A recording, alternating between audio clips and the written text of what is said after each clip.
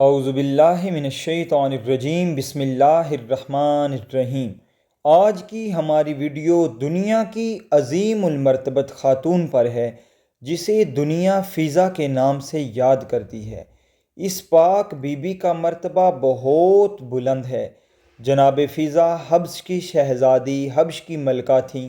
آپ کا تعلق قبیلہ نوبیہ سے تھا، اور نوبیہ حبش کا وہ قبیلہ تھا جس کا شجرہ جا کر حضرت سیدنا زکریا علیہ السلام سے ملتا ہے۔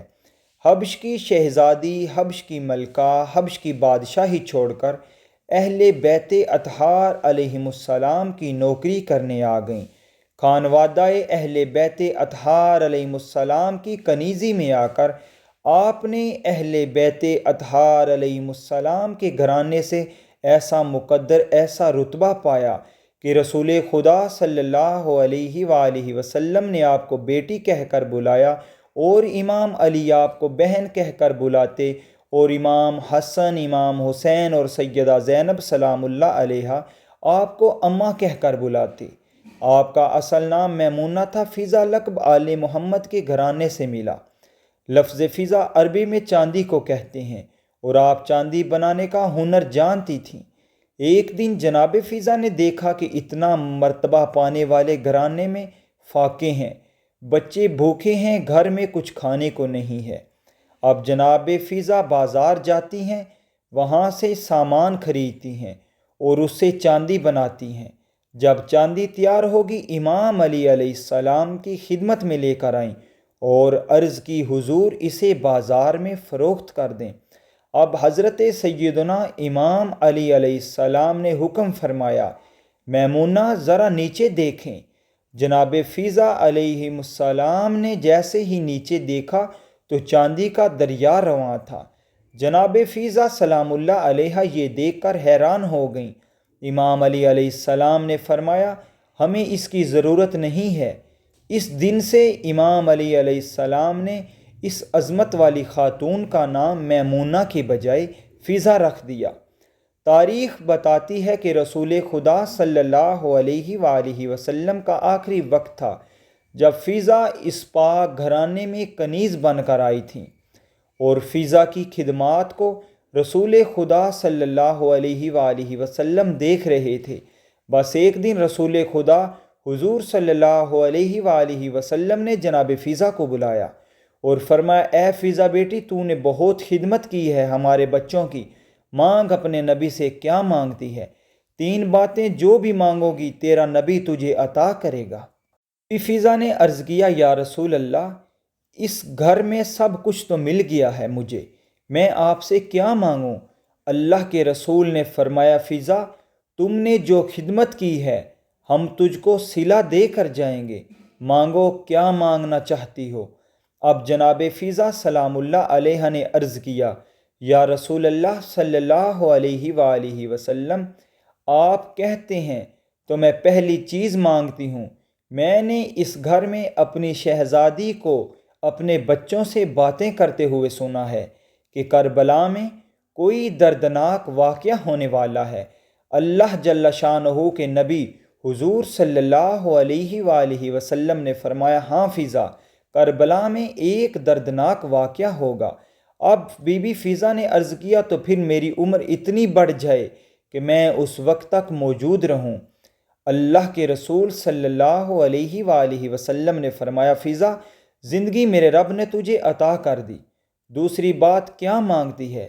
اب بی بی فضا نے عرض کیا، یا رسول اللہ، دوسری بات یہ مانگتی ہوں کہ واقعہ کربلا تک میرے ہاتھ اور میرے پیروں میں اتنی طاقت ہو میں حسین علیہ السلام کے بچوں کی خدمت کر سکوں۔ رسول خدا صلی اللہ علیہ وآلہ وسلم نے فرمایا، یہ طاقت بھی اللہ نے تجھے عطا کر دی، تیسری بات مانگو کیا مانگتی ہو؟ اب بی بی فضا نے عرض کیا، تیسری بات یہ مانگتی ہوں کہ جب میں چاہوں، جو چاہوں، اللہ جل شانہ اسے پورا کرے۔ اب رسول خدا صلی اللہ علیہ وآلہ وسلم نے فرمایا، فضا یہ حق بھی تجھے دے دیا۔ اب وقت گزرتا رہا اور بی بی فضا اس پاک گھرانے کی خدمت میں مصروف رہیں۔ بی بی فضا بہت بوڑھی ہو چکی تھیں۔ 28 رجب کو جب سیدنا امام حسین علیہ السلام نے مدینہ شریف چھوڑا تو بی بی فضا ساتھ تھیں۔ 2 محرم 61 ہجری کو امام حسین علیہ السلام کا قافلہ کربلا آیا تو بی بی فضا ساتھ تھیں۔ 7 محرم کو آل رسول صلی اللہ علیہ وآلہ وسلم کا پانی بند ہوا تھا تو جناب فضا سب کچھ دیکھتی رہیں۔ 10 محرم کا سورج طلوع ہوا، کربلا میں جنگ نہیں ظلم ہوا تو بی بی فضا خیموں میں کھڑی یہ جنگ دیکھ رہی تھیں۔ جسے میں نے اپنی گود میں پالا وہ ایک ایک کر کے شہید ہو رہے ہیں۔ یہ منظر دیکھتی رہیں اور زاروں کی طرح روتی رہیں۔ شہادت امام حسین علیہ السلام کے بعد جب 11 محرم کو فوج یزید نے آل رسول صلی اللہ علیہ وآلہ وسلم کی پاک مستورات کو قید کیا تو اس بوڑھی کنیز کو بھی باندھا گیا۔ یہ اسیر قافلہ دربار یزید پہنچا تو بی بی فضا ساتھ تھیں۔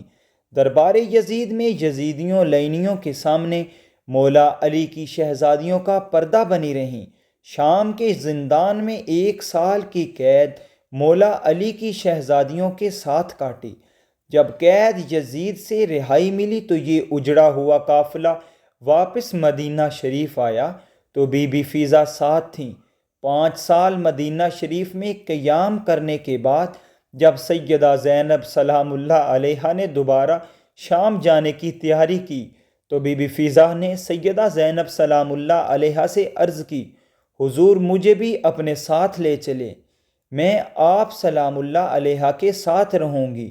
جب شام گئے تو وہاں سیدہ زینب سلام اللہ علیہا بھی شام کے جنگل میں اس دنیا سے پردہ فرما گئیں۔ روایات بتاتی ہیں کہ بی بی فضا نے سیدہ زینب شہزادی رسول سلام اللہ علیہا کی قبر مبارک کی 35 سال مجاوری کی۔ صبح سے شام تک سیدہ زینب سلام اللہ علیہا کی قبر اطہر پر بیٹھی رہتیں۔ جب شام ہوتی تو سیدہ کی قبر مبارک پر رو کر کہتیں، اے میری مخدومہ مجھے اجازت دیں کہ میں اس کی قبر پر جاؤں جسے تنہا نیند نہیں آتی۔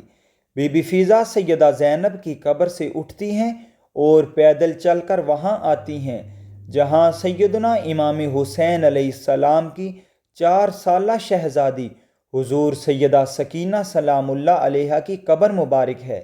بس 35 سال بی بی فضا صبح سے شام سیدہ زینب سلام اللہ علیہا کی قبر کی مجاوری کرتی رہیں اور شام سے صبح تک حضور سیدہ سکینہ سلام اللہ علیہا کی قبر کی مجاوری کرتی رہیں اور جب تک زندہ رہیں ان دونوں ہستیوں کے مزارات پر حاضری دیتی رہیں۔ 95 ہجری 25 محرم الحرام کو حبش کی شہزادی وفا کا پیکر عظیم المرتبت خاتون حضور کنیز فاطمہ حضور بی بی فضا سلام اللہ علیہا اس دنیا سے پردہ فرما گئیں۔ اللہ پاک ہم سب کو اہل بیت اطہار علیہم السلام کی غلامی میں رکھے۔